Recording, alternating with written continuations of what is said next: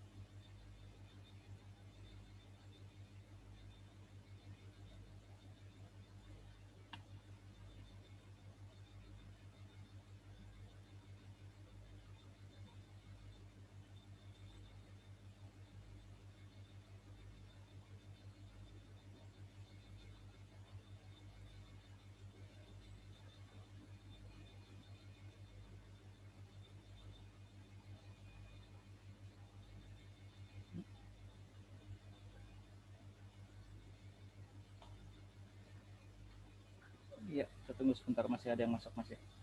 Tadi saya settingnya salah soalnya kayaknya, jadi harus saya admit all dulu ini.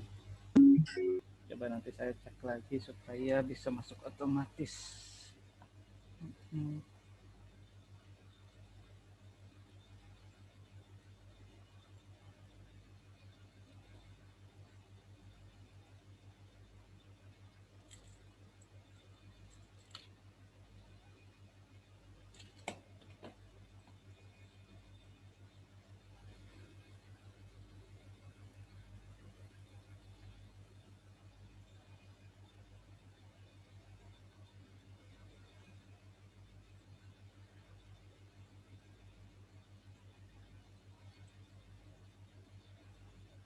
Oke, baik. Sementara breakout room-nya masih tinggal dikit. Assalamualaikum warahmatullahi wabarakatuh.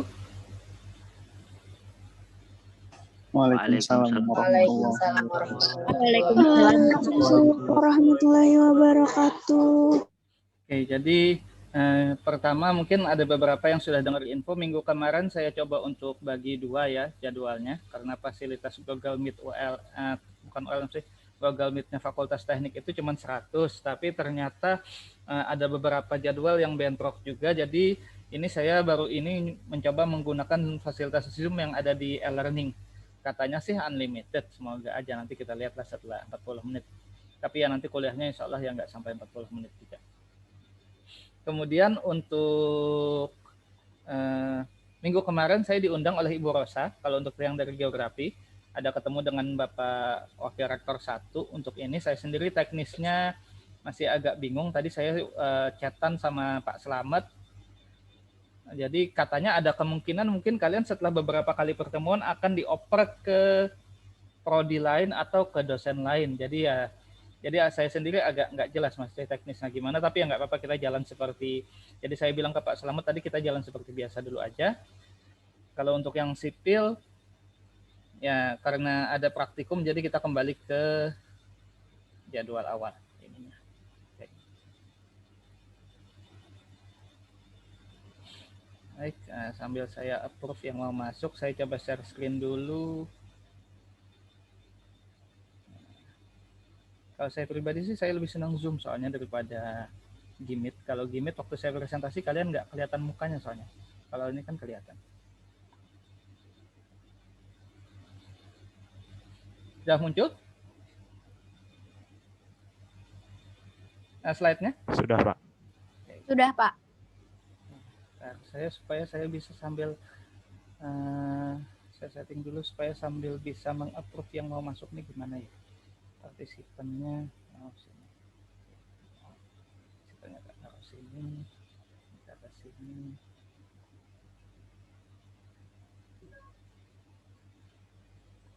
Oke. Oh ya, untuk tugasnya sebagian besar sudah saya terima, tapi ada tadi yang emailnya kosong ini. Kalau yang dari geografi ada satu orang yang emailnya kosong, sebentar ya, saya cek dulu namanya tadi siapa. Kesian nanti jadi supaya kelihatan.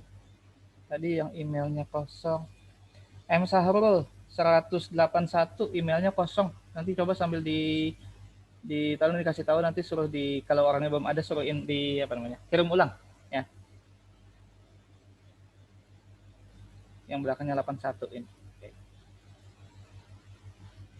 Oke, saya share screen lagi.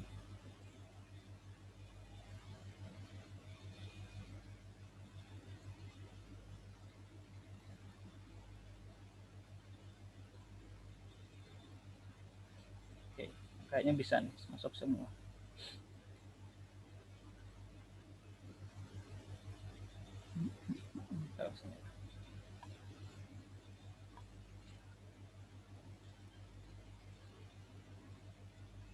Baik, saya full screen. Kelihatan ya full screen ya? Kelihatan? Kelihatan, Pak. Kelihatan, Pak. Aman. Oke, sambil kita mulai kalau gitu. Bismillahirrahmanirrahim. Assalamualaikum warahmatullahi wabarakatuh. Waalaikumsalam. Jadi 2 minggu yang lalu kita sudah bicara sejarahnya perpetaan pengukuran. Jadi di mana pengukuran itu mulai yang paling simpel waterpass ya. Jadi itu kan ya kalau ilmu tukang waterpass itu diadaptasi dengan bentuk selang yang pakai air dan itu teknologi itu masih kita pakai sampai sekarang. Kemudian saya kasih bahan minggu kemarin, mohon maaf saya ke Balikpapan karena penyelidikan kelongsoran, tugas dari LPPM ULM itu. Jadi saya kasih bahan untuk jenis-jenis peta ya, jenis-jenis peta, kemudian apa yang paling relevan dengan posisi kalian kan. Jadi kayak sipil kan peta topografi, kalau geografi sebenarnya lebih banyaknya di kadaster gitu karena kalian bicara lahan kan ininya. Nah, kemudian tugasnya juga sudah. Nah, hari ini kita bicara jenis-jenis pengukuran. Nah, jadi jenis-jenis pengukuran ini sesuai namanya ya, alat ukur itu banyak, mulai dari penggaris yang biasa kalian gunakan, terus apalagi kalau belajar peta kita pakai benang dan lain-lain, sampai yang paling canggih sekarang yaitu drone dan foto satelit. Nah, kan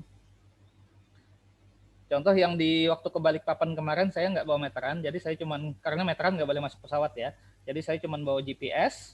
Jadi setelah sampai ya GPS itu setelah pulang ya saya linkkan ke Google Earth, itu dapat gambar tampak atas, tapi cuman tampak atas dan koordinat. Saya nggak dapat luasan. Untuk dapat luasan saya harus pinjam meterannya kontraktor waktu di Balikpapan. Nah, jadi tiap alat itu punya kelebihan dan kekurangan masing-masing. Kalau kayak GPS itu kita bisa malingkan langsung dengan Google Earth, jadi langsung ketemu di satelit ininya, gambar pengukurannya. Jadi nanti kalian akan berkenalan dengan alat-alat itu. Sekarang kita lihat dulu jenis-jenis pengukurannya.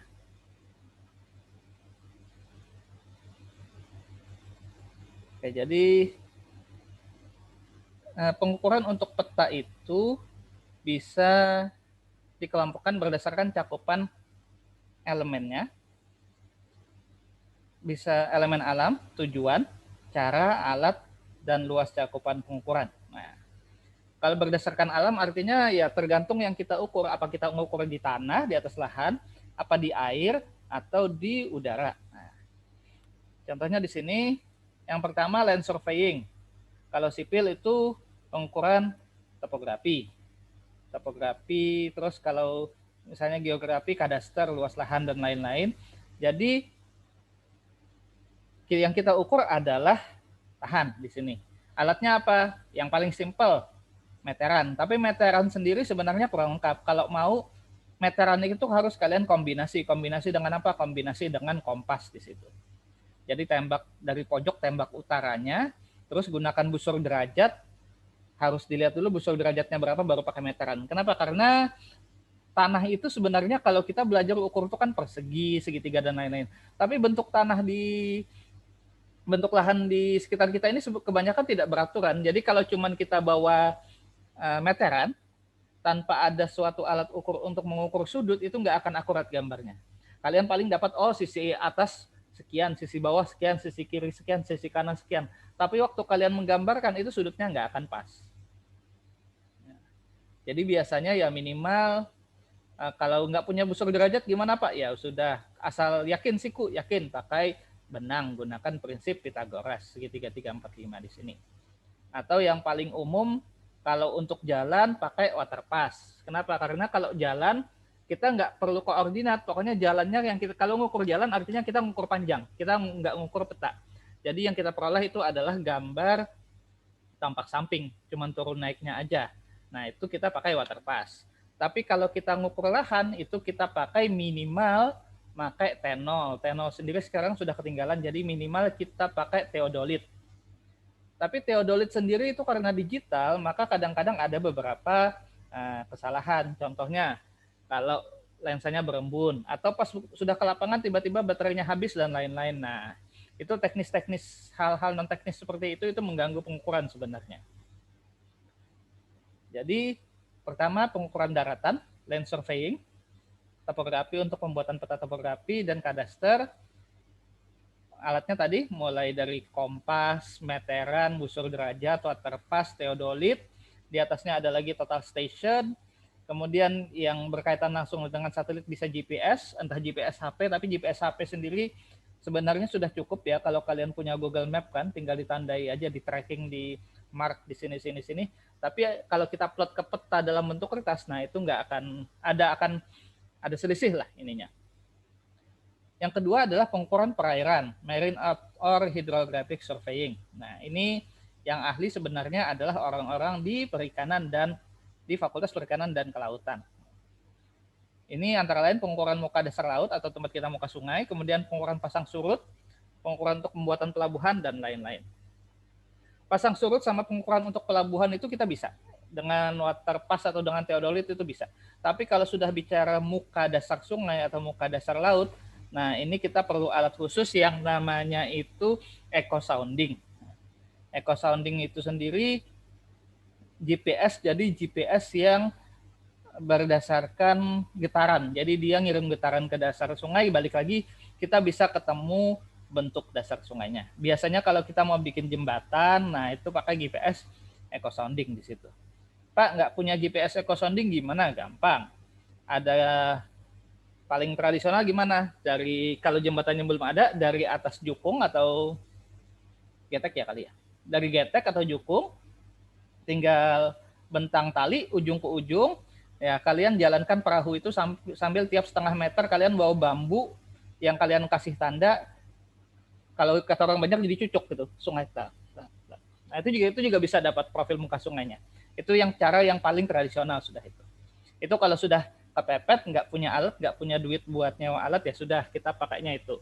Pak, nggak ada bambu, ya pakai batu. Batu dibentang talinya, diukur panjang talinya berapa. Ya tetap perlu meteran ujungnya. Kemudian yang paling rumit adalah pengukuran astronomi atau astronomical survey. Ini menentukan posisi di muka bumi dengan melakukan pengukuran terhadap benda langit. Nah, contohnya kalau misalnya kompas lagi nggak jalan, atau zaman dulu kan orang lihat bintang, orang lihat matahari itu dia, kalau zaman dulu orang lihat matahari sudah bisa tahu jam berapa, atau orang lihat bintang dia tahu arah utara itu di mana. Nah itu kan perlu keahlian khusus di situ. Kalau kita sekarang ya sudah kompas, nggak punya kompas, kompas hilang gimana ya, buta arah. Paling lihat matahari, dilihat oh terbitnya di situ, kira-kira oh kalau sudah kayak gitu arah kiblatnya di sini, terus hadap utara selatannya di sini dan lain-lain. Nah itu, ya itu perlulah kita belajar juga di situ. Jadi kalau berdasarkan sekali lagi kalau berdasarkan cakupan elemen alamnya ada 3, ada pengukuran daratan land surveying yang kebanyakan kita lakukan, topografi atau kadaster, ada pengukuran perairan, marine or hydrographic surveying, untuk pengukuran muka dasar laut, pasang surut, pengukuran pembuatan pelabuhan dan lain-lain. Kemudian astronomical survey. Saya sendiri yang pernah saya lakukan cuma yang 1 sama 2 ini, astronomical saya nggak pernah. Pengukuran perairan sendiri paling kami ya pakai untuk pembuatan jembatan itu, jadi pakai bak ukur yang tinggi atau pasang surut juga ininya.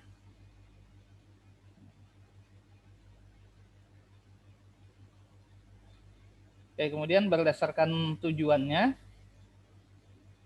pengukuran teknik sipil.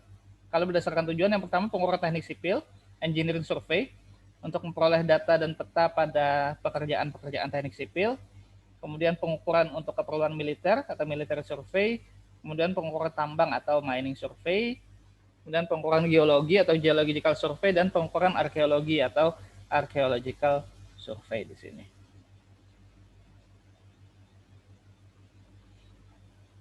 Jadi kalau tujuannya engineering itu untuk data dan peta pada pekerjaan teknik sipil.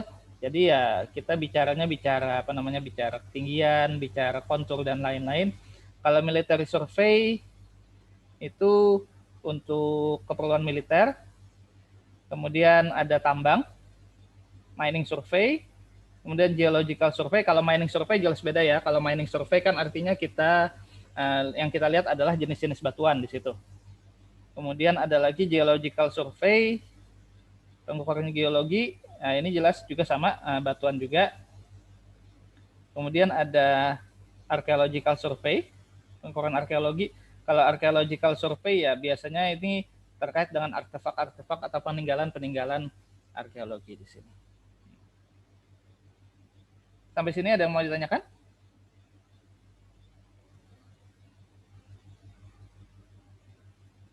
Oke, saya lanjut ya.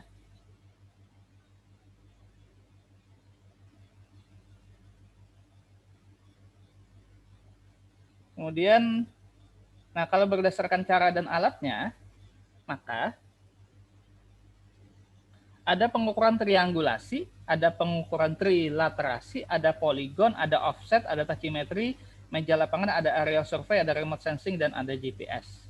Pertama, pengukuran triangulasi atau triliterasi ya, triliterasi sama aja. Angle itu sudut, triangle, triangulasi berdasarkan segitiga sudut. Nah, jadi bentuk yang paling gampang itu adalah segitiga. Bentuk paling stabil itu segitiga. Kalau kalian punya peta dan kalian sulit untuk menghitung luasnya, bagilah peta itu menjadi segitiga-segitiga yang banyak. Nah, kalau saya kayak gitu. Pak, kan sekarang kalau di peta AutoCAD tinggal AA terus area akar terus dikelilingi dapat iya. Tapi kadang-kadang di pekerjaan yang pernah saya alami, kita bawa peta dalam bentuk AutoCAD terus kita kasih hasil hitungan luasannya dari CAD. Mereka nggak mau terima. Jadi mereka minta ini dibuktikan angka ini benar apa enggak. Nah, jadi harus membuktikan angka ini benar apa enggak, ya sudah caranya dengan segitiga. Nah, sekarang saya stop sebentar. Nah, ada berapa rumus segitiga yang kalian ketahui? Ayo, ada yang bisa jawab?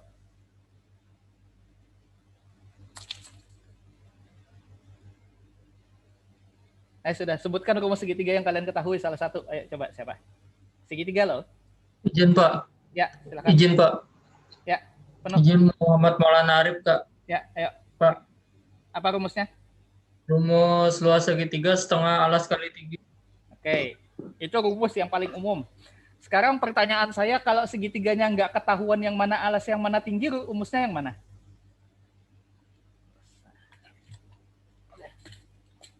Ini ada kertas. Kalian terbiasa dengan rumus alas kali tinggi, ya? Semua sama, sipil, geografi, sampai tambang saya tanya semua sama. Oke, saya gambar.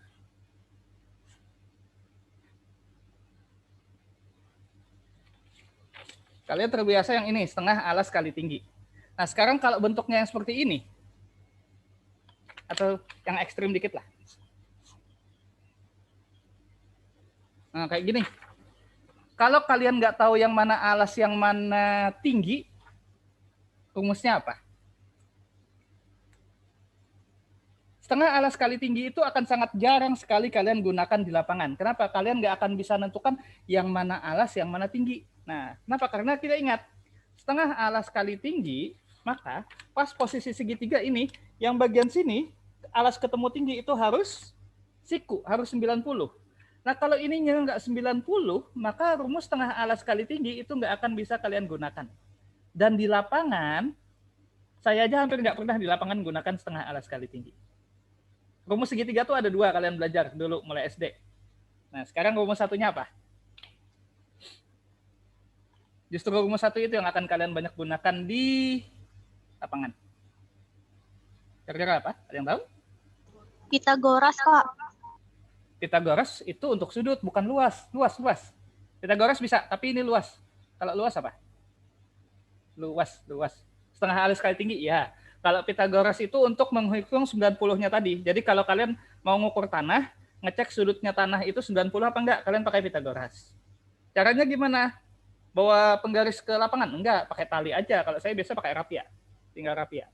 Pitagoras kan 345. Kalau pas dibentang di rapia di pojokan 345, pas. Nah, sekarang ayo kita ingat kembali rumus segitiga. Basicnya di situ. Kalau kalian sudah bisa ini, semua bentuk bisa kalian bagi dalam bentuk segitiga. Ada yang ingat rumusnya? Selain setengah alas kali tinggi. Kalian terbiasa setengah alas kali tinggi. Justru nanti kalau di lapangan hampir nggak pernah kalian pakai setengah alas kali tinggi.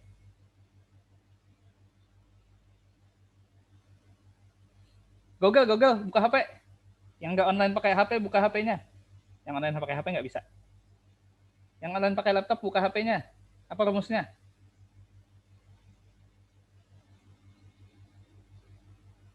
Mengingat kembali, ini basicnya pengukuran ilmu ukur tanah, basicnya di situ. Kita bicara segitiga. Semua alat bicara segitiga. Ada yang dapat?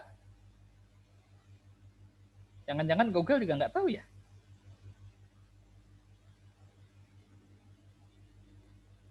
Ada yang sudah dapat? Buka HP-nya. Rumus luas segitiga selain setengah alas kali tinggi.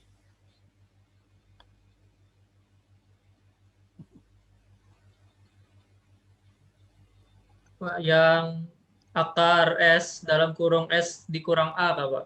Ya, itu. Jadi akar S dikali S min A, S min B, S min C. Dalam hal ini, S-nya itu adalah setengah keliling. Jadi, itu seharusnya yang lebih gampang. Kalau kalian pakai setengah alas kali tinggi, kalian mikirkan yang mana alas, yang mana tinggi aja setengah mati sudah di lapangan. Tapi kalau pakai akar S kali S min A, akarnya full ya, akarnya full, S, buka kurung, S min A, tutup kurung, buka kurung S min B, tutup kurung, buka kurung S min C, tutup kurung, itu kalian bentuk segitiganya mau gimana pun kalian akan bisa mengukurnya. Jadi basicnya ilmu ukur tanah itu adalah segitiga, pengukuran segitiga. Tapi bukan setengah alas kali tinggi. Justru adalah akar S, S min A, S min B, S min C. Nah, basicnya itu di situ. Kalau kalian dapat itu sudah selesai. Tinggal nanti ngukur sudutnya gimana? Ya, busur derajat. Udah. Beli yang besar sekalian busur derajatnya. Nah, itu basicnya pengukuran di situ. Oke, saya share screen lagi.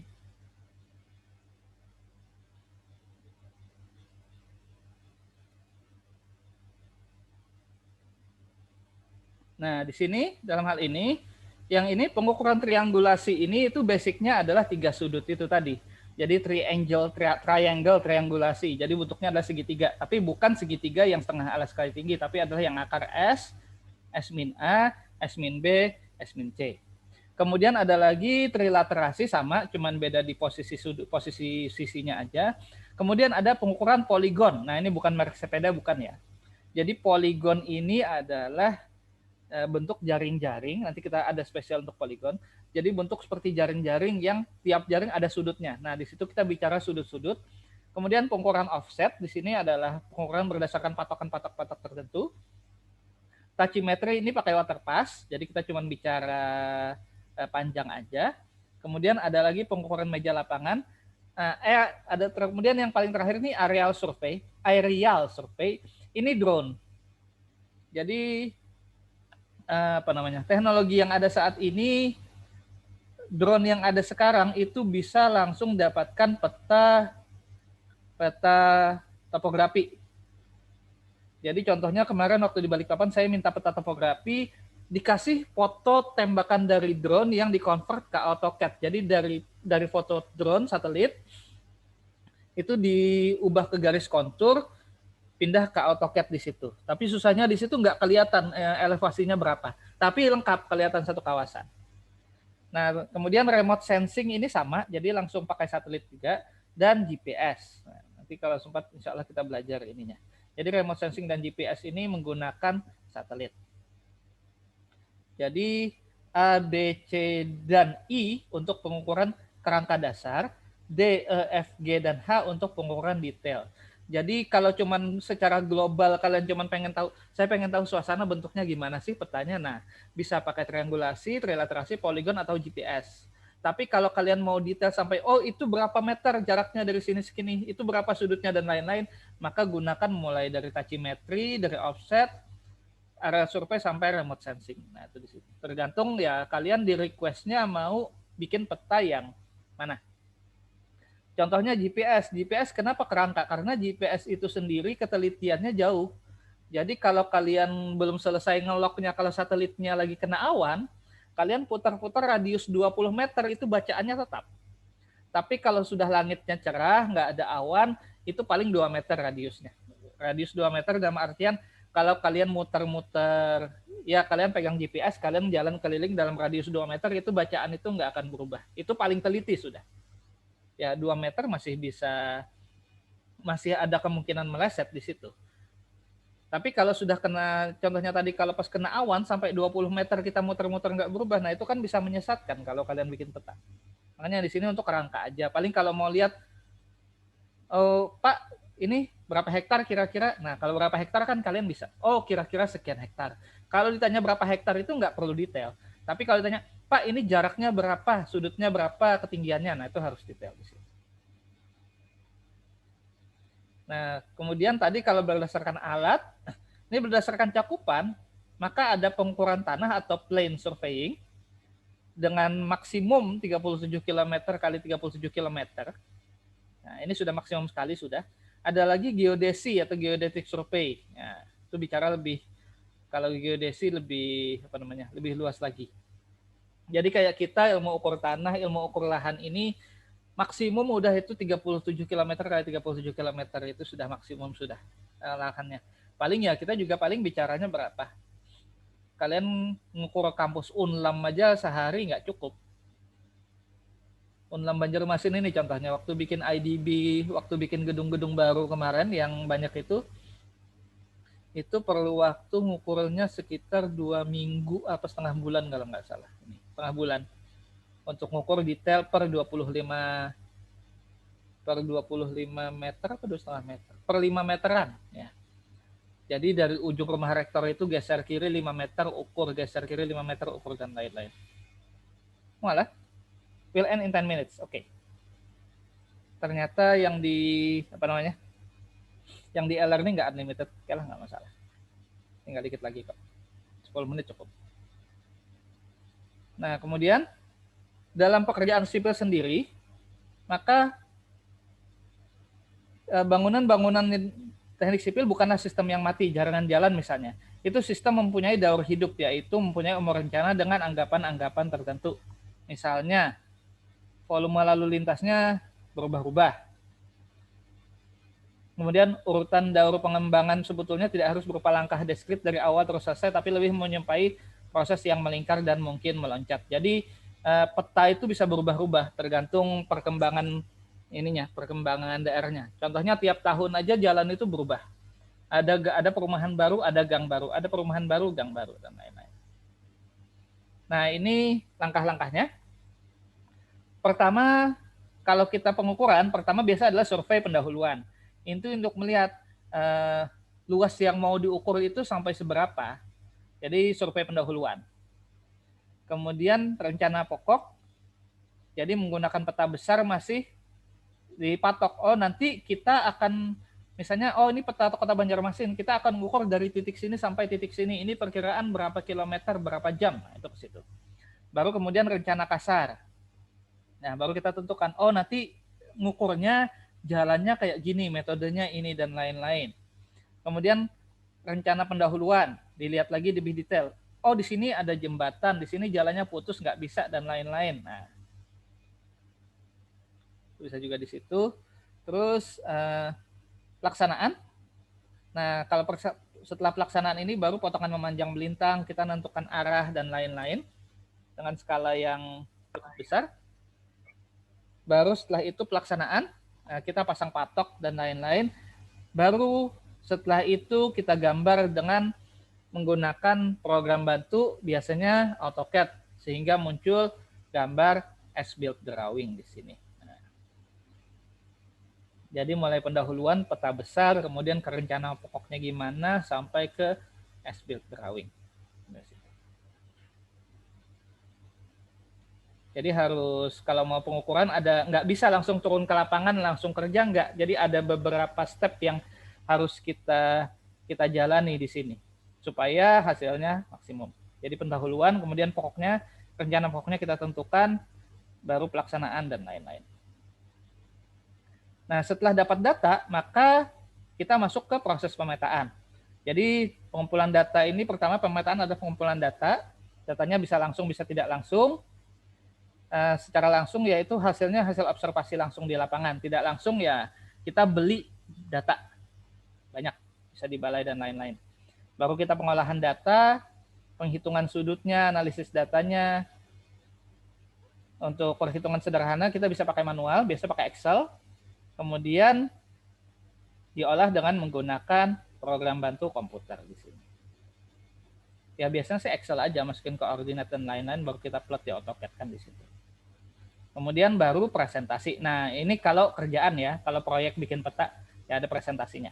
Presentasi peta yang dimaksud, penggambarannya bisa manual dan otomatis, tapi manual saat ini sudah hampir tidak pernah sama sekali, kecuali gambar tangan yang kecil-kecil lah. Kalau planologi masih dia bikin peta kecamatan dengan gambar tangan.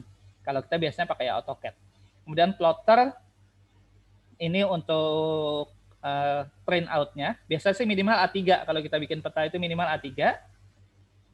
Kemudian overlay, jadi peta yang ada itu bisa digabung dengan peta lain untuk melihat bagaimana keakuratannya.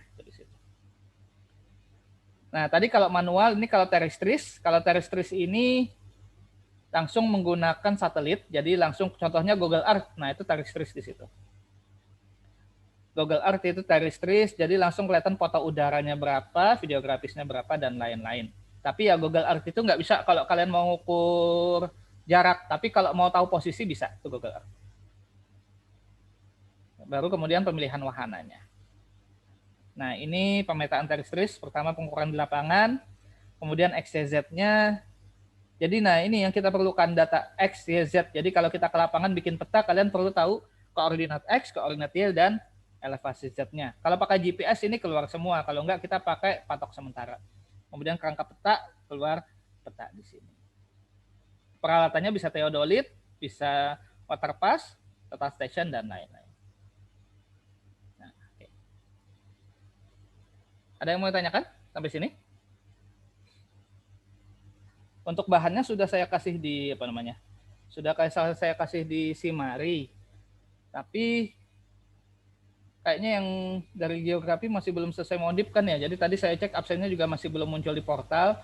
Nanti saya kirim di WA-nya Yusri aja nanti untuk untuk bahannya. Kemudian ternyata Iya pasti. Ya, ternyata yang di e-learning ini nggak unlimited. Kena batas 40 menit ya. Sudahlah sementara cukup kok. Saya nggak suka juga kalau ngajar lama-lama sudah siang kayak gini. Oke. Ada yang mau ditanyakan untuk ini?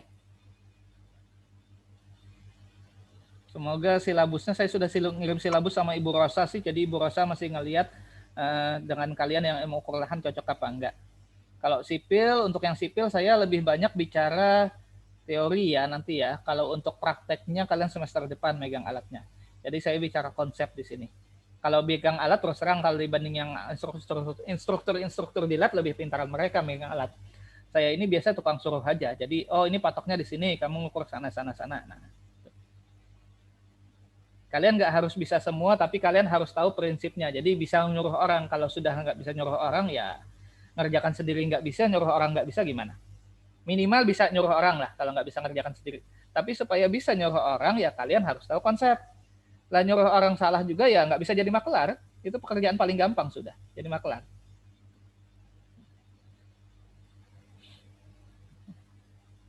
Ada pertanyaan sampai sini? Untuk minggu depan, insya Allah pakai Zoom lagi. Nanti linknya saya kasih. Jadi karena kalau kalian sudah bisa masuk ke Simari, ke e-learning, itu setiap pertemuan sudah saya kasih link Zoom-nya di e-learning. Tapi kalau belum selesai modif dan belum bisa, nantilah saya kasih ke istri ininya. Silakan, sipil atau geografi ada pertanyaan?